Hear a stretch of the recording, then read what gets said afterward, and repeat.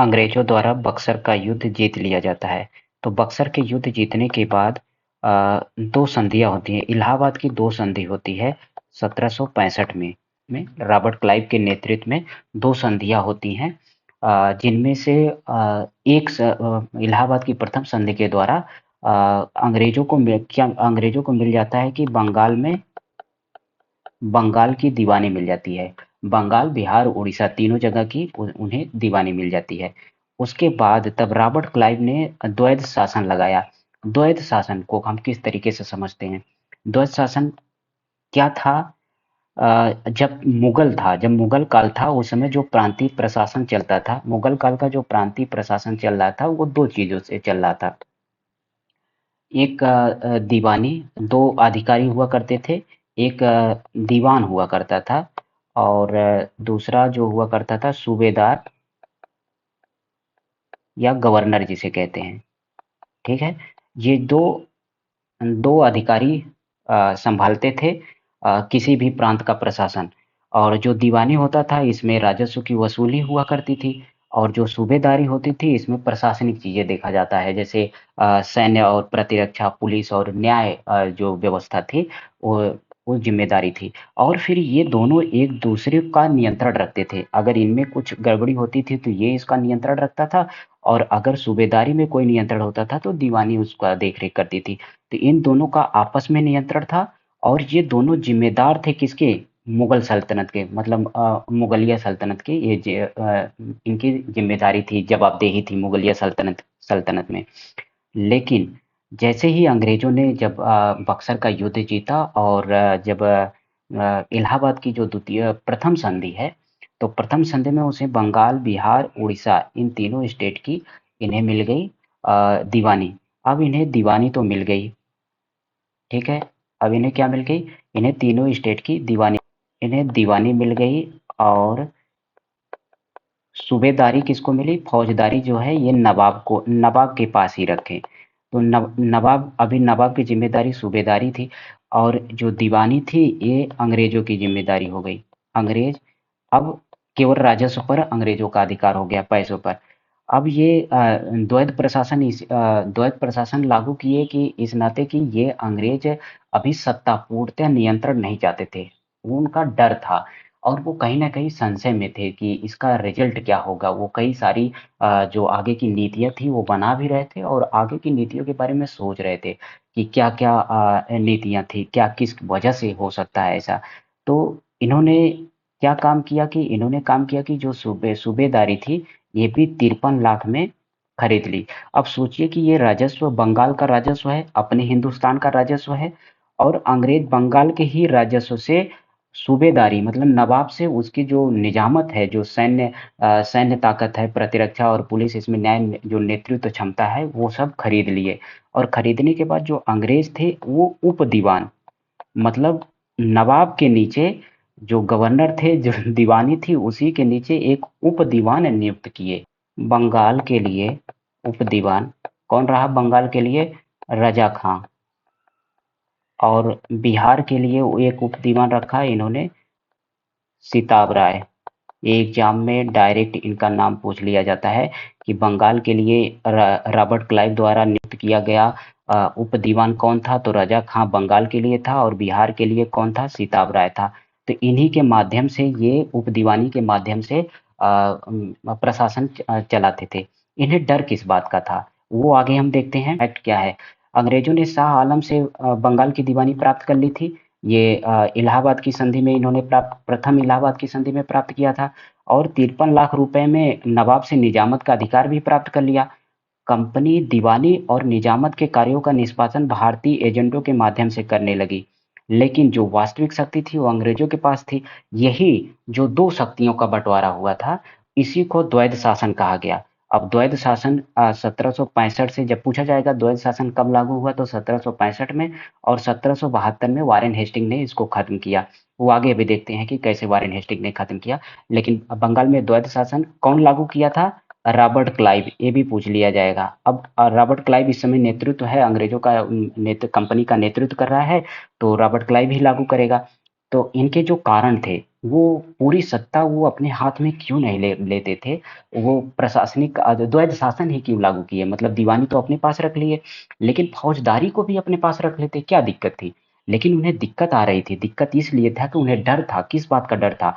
डर इस बात था कि जो स्थानीय विद्रोह होने का डर था, जो स्थानीय लोग थे उनमें विद्रोह हो जाएगा। उन्हें लगा कि लगने लगेगा कि जो कंपनी है वो साम्राज्यवादी नीति पर चल रही है, मतलब इनका जो साम्राज्यवादी नीति है वो लोगों के सामने आ जाएगा। वो नहीं चाहते थे, अंग्रेज नहीं चाहते थे कि हम जो साम्राज्यवादी जो हमारी सोच है वो लोगों के सामने आए, और लोग इससे अनभिज्ञ ही रहे तो बेहतर है, ऐसा अंग्रेजों के मन में डर था। और दूसरा कारण ये था कि रॉबर्ट क्लाइव ये सोचता था कि जो विदेशी कंपनी है, अब मुगल सल्तनत तो कह दिया कि कर के वसूली की जिम्मेदारी, राजस्व की वसूली की जिम्मेदारी तो आपकी है।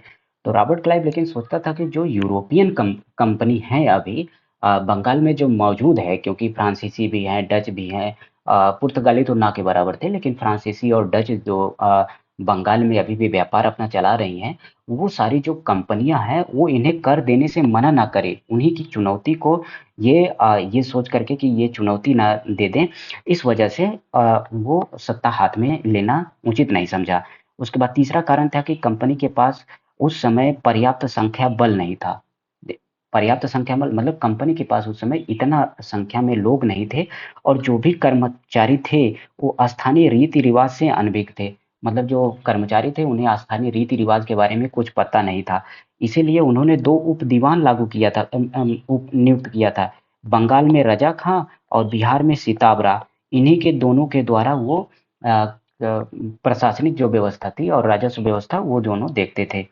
और उनके मन में, कंपनी के मन में ये भी डर था कि जो कोर्ट ऑफ डायरेक्टर्स है, क्योंकि कोर्ट ऑफ डायरेक्टर्स उस समय इंग्लैंड में मौजूद थी, हिंदुस्तान में तो थी नहीं। तो कंपनी के जो कोर्ट ऑफ डायरेक्टर्स है उनकी जो नीति थी, तो उनकी जो इच्छा थी, सोच थी, वो हमेशा से सिर्फ आर्थिक लाभ की थी। तो इन्हें लगा कि अगर हम प्रशासनिक जिम्मेदारी उठाते हैं तो कहीं हमें आर्थिक नुकसान ना हो जाए, इस डर से वो सत्ता स्वीकार करना नहीं चाहे। इसका एक और रीजन था, क्योंकि कंपनी को अभी विशेषाधिकार प्राप्त हुआ है। कंपनी इंग्लैंड की जो ताज है, जो इंग्लैंड की संसद है उसके द्वारा तो गवर्न हो नहीं रही है। तो अगर संसद गवर्न नहीं कर रही है, और अगर यहाँ पर कंपनी संसद के द्वारा सिर्फ एकाधिकार दिया गया है कंपनी को, ईस्ट इंडिया कंपनी को, कि आपको सिर्फ पूर्वी देशों में जाकर के आपको सिर्फ व्यापार करना है, वहां पर जाकर के सत्ता हथियाना नहीं है। तो इनको ये भी डर था कि संसद को हम क्या जवाब देंगे, कि अगर हम व्यापार करने आए हैं और फिर हम यहाँ राजनीतिक हस्तक्षेप में, मतलब राजनीतिक जिम्मेदारी भी उठा रहे हैं। तो इन सब चीजों को छोड़ करके जो रॉबर्ट क्लाइव है वो सत्ता स्वीकार करना उचित नहीं समझा। तो इसका लेकिन परिणाम क्या हुआ?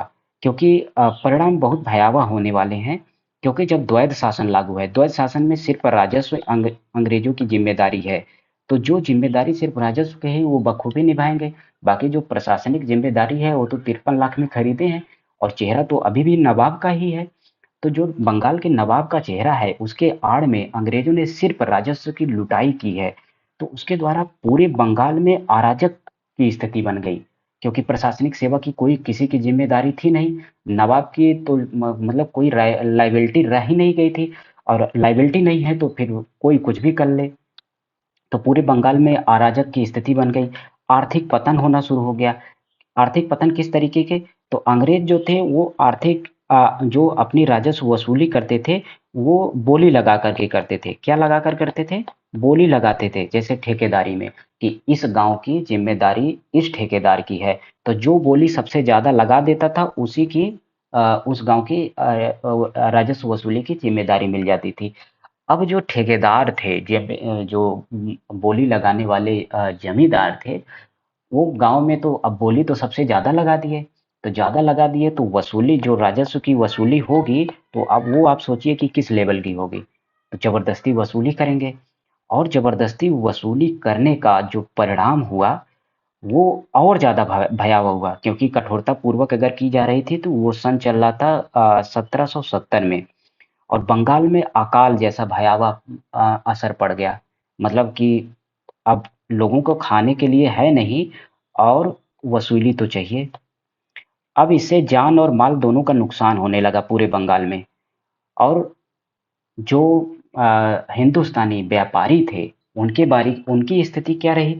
उनकी स्थिति यह हो गई, इतनी दयनीय हो गई कि जो अंग्रेज थे, अंग्रेज तो एक दस्तक कर मुक्त व्यापार का जो फरमान, ये अभिशाप साबित हुआ जो 1770 में फर्रुख सियार द्वारा वो दस्तक प्राप्त कर लिए थे। कर मुक्त बंगाल में व्यापार करने का जो अधिकार प्राप्त कर लिए थे, वो भारत के लिहाज से मुझे लगता है कि सबसे भयावह, जो सबसे भयानक, यहीं से शुरुआत हो गई थी, यही जड़ ही खत्म कर दिए थे हिंदुस्तान की। कर मुक्त व्यापार से जो कम मूल्य का कच्चा माल था, उसे वो खरीद करके इंग्लैंड के उद्योग को प्रोत्साहित किया। अब सोचिए कि कम मूल्य में जो भारत का कच्चा माल है, उसे ये लोग खरीदते थे। इंग्लैंड के जो कपड़ा उद्योग था, उसको प्रोत्साहित किए, और जो भारत का बंगाल का जो कपड़ा उद्योग था, उसको उसको इन्होंने एकदम गिरा दिया, हतोत्साहित कर दिया। और कच्चे माल को कम दाम पर ये खरीद करके इंग्लैंड में भेजते थे। सोचिए कि इंग्लैंड में ये कच्चे माल भेज रहे हैं, वहां से कपड़ा बन करके फिर हिंदुस्तान में आ रहा है, और वही वो कपड़ा अपना महंगे दामों में पूरे हिंदुस्तान में वो बेच रहे हैं। क्या बिजनेस था! और इसमें एक और प्रथा लाए उन्होंने, ददनी प्रथा लाई। अब ददनी प्रथा क्या थी? ददनी प्रथा ये थी कि जो रेशम के बुनकर थे, उन्हें कंपनी के साथ काम करना अनिवार्य कर दिया। मतलब ये एडवांस बुकिंग के तौर पर था कि हम आपको 5,000 रुपए या जो भी उस समय का चल रहा था उन्होंने दिया, और मतलब इतने कम दाम पर पे जबरदस्ती वो अपने कंपनी के साथ बुनकरों को जोड़ दिए। और इसका ये स्थिति हुई, इतने कम दाम पर जोड़ दिए कि जो बुनकर थे, जो बंगाली बुनकर थे, वो अपने अंगूठे तक काट लेते थे। और अंगूठे काट लिए मतलब जिससे उन्हें बुनना ना पड़े, अंगूठे काट लिए, और ये मजदूर बन गए, मतलब श्रमिक किसान बन गए। दूसरों के खेतों में जाकर के ये सिर्फ काम करने लगे। सोचिए ये स्थिति बन गई थी बंगाल की उस समय की। तो अकाल नहीं आएगा तो क्या आएगा? फिर आता है, इतनी बुरी हालत हो गई बंगाल की। फिर भेजा गया 1772 में वारेन हेस्टिंग को। वारेन हेस्टिंग आया बंगाल में, और ये कंपनी का फर्स्ट गवर्नर बना। मतलब कंपनी के द्वारा भेजा गया ये पहला गवर्नर था, वारेन हेस्टिंग। याद रखिएगा कि कंपनी के द्वारा बंगाल का पहला गवर्नर कौन बना? वारेन हेस्टिंग बना। और वारेन हेस्टिंग आया तो बंगाल को एक विजित राज्य की तरह रूल किया। मतलब कि जैसा एक जीता हुआ देश जिस प्रकार से रूल किया जाता है, उस प्रकार से वारेन हेस्टिंग ने पूरे बंगाल में उसने रूल किया। और उसने जो नवाब था, नवाब जो ये नकाब सिर्फ पहना हुआ था, इसको उठा करके फेंक दिया। कहा कि तुम्हारी अब बिल्कुल जरूरत नहीं है। और निर्वाह भत्ता उसका जो 32 लाख दिया जाता था, उसको 16 लाख कर दिया। बिल्कुल जरूरत नहीं है। शाह आलम जो सेकंड है, ये मुगलिया सल्तनत के अभी भी बादशाह बने हुए हैं। इनसे कड़ा और इलाहाबाद छीन करके इन्हें अवध के नवाब को बेच दिया। और जो इनकी पेंशन 26 लाख थी उसको भी बंद कर दिया, सब कुछ बंद कर दिया। तो वारेन हेस्टिंग एक विजित राज की तरह से बंगाल पे रूल करना स्टार्ट किया। और तब जाकर के बंगाल पर प्रशासनिक और राजनीतिक अधिकार अंग्रेजों द्वारा पूरी तरीके से बंगाल पर अधिकार कर लिया गया। अब इसके आगे हम देखेंगे कि जो मॉडर्न इंडिया है, मॉडर्न इंडिया को पढ़ने के कई तरीके हैं। अब जैसे इसके बाद शुरू होता है अंग्रेजों का शासन भारत पे, और इनके समक्ष सिर्फ अब भारतीय लोग हैं। क्योंकि अब ना कोई नवाब है, ना कोई राजा है इनके सामने सिर्फ भारतीय जन है, क्योंकि ये इनका अब पूरे भारत पर कब्जा हो चुका है। बंगाल पर कब्जा करते ही उसके बाद इन्होंने पूरे भारत पर कब्जा किया, और धीरे धीरे इनकी रूल आउट बंगाल से बाहर कोलकाता, और इसके बाद फिर ये मद्रास और बम्बई तक पहुंचे। तो वो आगे की कहानी में हम देखेंगे। लेकिन अब मॉडर्न इंडिया को पढ़ने के हमारे हिसाब से जो हम इस जीएस हिंदी के प्लेटफॉर्म पे कवर किया जाएगा, वो इस तरीके से किया जाएगा कि सबसे पहले मॉडर्न इंडिया में पढ़ाया जाएगा अ, गवर्नर, सभी गवर्नर और उनके बीच में, मतलब उनके कार्यकाल में क्या क्या हुआ, सिर्फ डेट वाइज देखेंगे। उसके बाद ईयर वाइज देखा जाएगा। तो 1773 जो रेगुलेटिंग एक्ट है, यहाँ से शुरू होकर के 1947 तक ये जाएगा। 1947 तक इसको हम कवर करेंगे पूरी तरीके से, ईयर वाइज कवर करेंगे। उसके बाद फिर हम पूरी घटनाएं देखेंगे कि क्या क्या घटनाएं हुई हैं। उसके बाद देखेंगे व्यक्तित्व, जैसे महात्मा गांधी के बारे में हुआ, जवाहरलाल नेहरू के बारे में हुआ, सरदार पटेल के बारे में हुआ, और जितने जो हमारे स्वतंत्रता सेनानी हैं इनके व्यक्तित्व देखेंगे, घटनाएं हुई जो उनका देखेंगे, और जो नीतियां थी अंग्रेजों की वो देखेंगे। इस प्रकार से हम पूरा जीएस हिंद आर के जीएस हिंदी के माध्यम से हम पूरा कवर करेंगे। Thank you.